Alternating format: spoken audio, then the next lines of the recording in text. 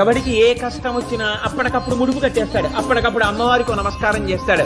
అమ్మా అనుగ్రహించమ్మా, నా పసుపు కుంకాలు నిలబెట్టమ్మా, నా బిడ్డల్ని కాపాడమ్మా, అమ్మా నన్ను రక్షించమ్మా అంటాడు. ఎవడు ఎక్కడ ఎప్పుడు ఎలా ప్రార్థన చేస్తాడో ఎవడికి ఎరుక. రాత్రి అయ్యేటప్పటికీ నేను పడుకుంటానయ్యా, మీ మొరలు వినలేను అని చెప్పి అమ్మవారు ఎప్పుడైనా అందా?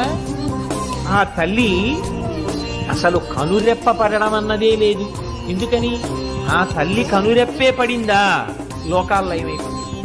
కాబట్టి ఆవిడ ఎప్పుడు ఎవరైనా అమ్మా నీ పాదాలు పట్టుకున్నానమ్మా అంటాడేమో నిజాయితీగానని రాత్రింబవళ్ళు తల్లి అలా చూస్తూనే ఉంటుంది.